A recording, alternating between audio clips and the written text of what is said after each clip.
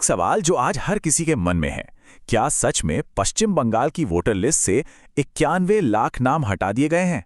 अगर हाँ, तो भाई ये हुआ कैसे और इसका आने वाले चुनावों पर क्या असर पड़ सकता है? चलिए आज इसी को समझते हैं। मामले की गंभीरता समझने के लिए चलिए सीधे चलते हैं 2 अप्रैल की एक बहुत ही नाटकीय घटना पर। पश्चिम बंगाल के मालदा में 7 जजों को बंधक बना लिया गया। और जानते हैं किसने? किसी अपराधी ने नहीं, बल्कि आम नागरिकों ने। ये वो लोग थे जिनका नाम वोटर लिस्ट से काट दिया गया था। सोचिए, इसी एक घटना ने पूरे देश का ध्यान इस मुद्दे की तरफ खींच लिया।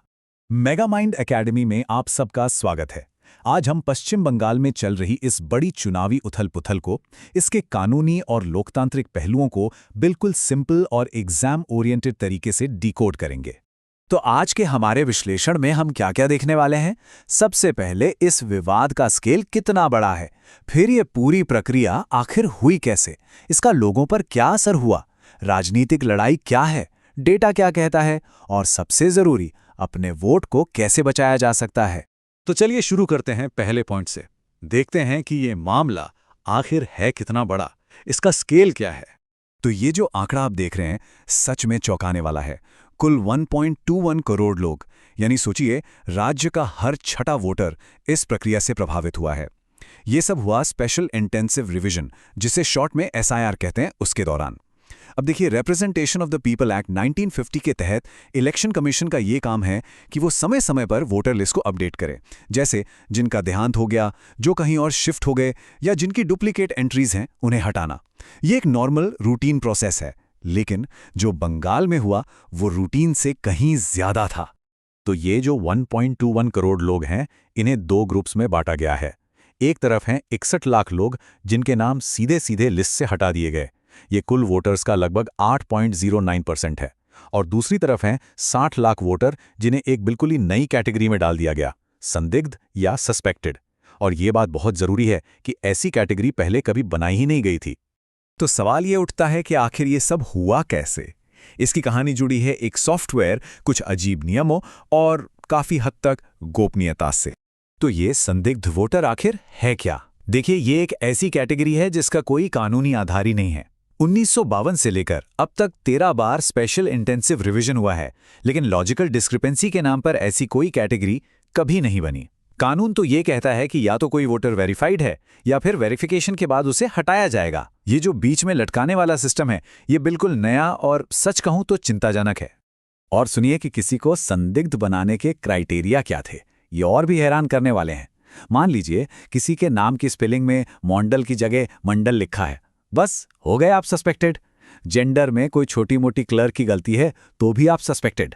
और हद तो ये है कि अगर पिता और बेटे की उम्र में 15 साल से कम या 45 साल से ज्यादा का फर्क है तो भी उन्हें सस्पेक्टेड मान लिया गया। तो अब आते हैं इस पूरी प्रक्रिया के सबसे बड़े झोल पर। इसकी नींव एक ऐसे सॉफ्टवेयर पर रखी गई थी जिसे कभी टेस्ट ही नहीं किया गया। एक सीनियर इलेक्शन कमीशन ऑफिसर ने खुद ये बात मानी कि उन्हें कोई आइडिया नहीं था कि यह सॉफ्टवेयर 95% एक्यूरेट है या सिर्फ 60%। अरे, एक पॉइंट पर तो इस सॉफ्टवेयर ने पश्चिम बंगाल के सभी, जी हां, सभी 7 करोड़ वोटरों को सस्पेक्टेड मार्क कर दिया था। तो ये सिर्फ नंबरों का खेल नहीं है।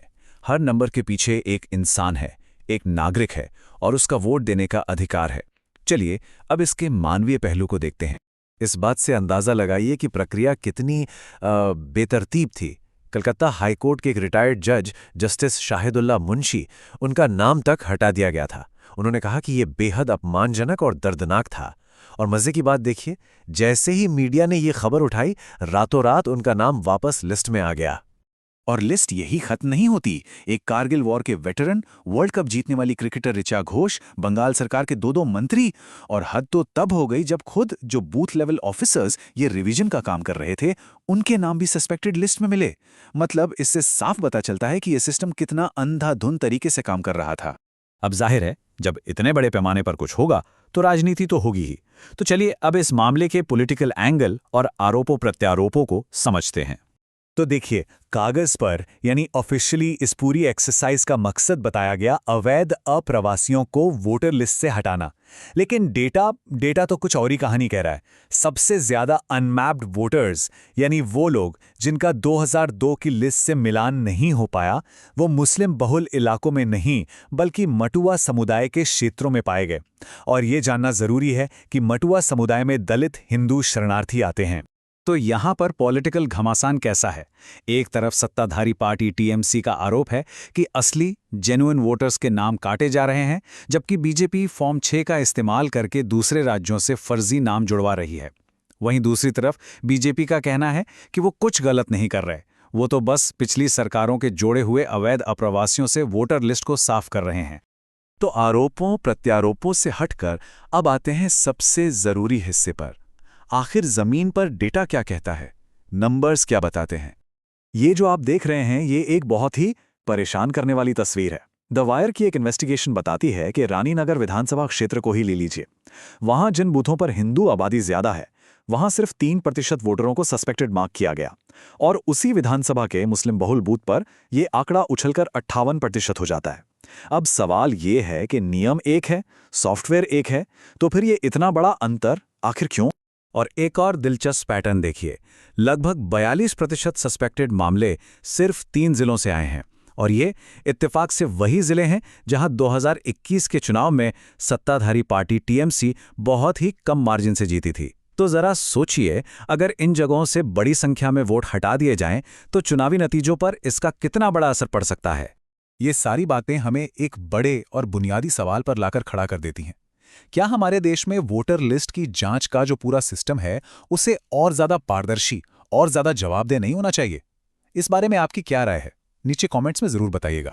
तो इन सब चिंताओं के बीच एक आम नागरिक के तौर पर अपने वोट के अधिकार को बचाने के लिए क्या किया जा सकता है? तो सबसे पहला और सबसे जरूरी काम है इलेक्शन कमीशन की वेबसाइट पर जाकर अपना नाम चेक करना। अगर लिस्ट में नाम नहीं मिलता है तो ईसीआई के पोर्टल पर ऑनलाइन अपील फाइल की जा सकती है। साथ ही मेरी सलाह है कि एसडीओ या डीएम ऑफिस में एक ऑफलाइन अपील भी जरूर जमा करा दें। हाँ, एक बात ध्यान में रखने वाली है कि इन मामलों पर जो ट्रिब्यूनल सुनवाई कर रहे हैं, उनकी रफ्तार काफी धीमी है।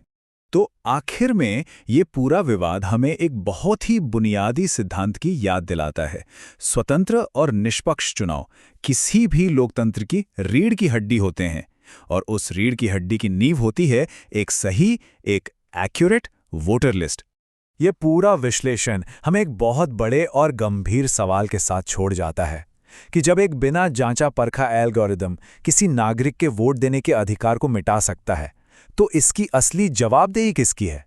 क्या उस टेक्नोलॉजी की, या उसे चलाने वालों की, या फिर उस पूरे सिस्टम की जो ऐसी गलतियों को होने की इजाजत देता है? ऐसे ही और विश्लेषण के लिए मेगामाइंड एकेडमी को सब्सक्राइब करना मत भूलिएगा।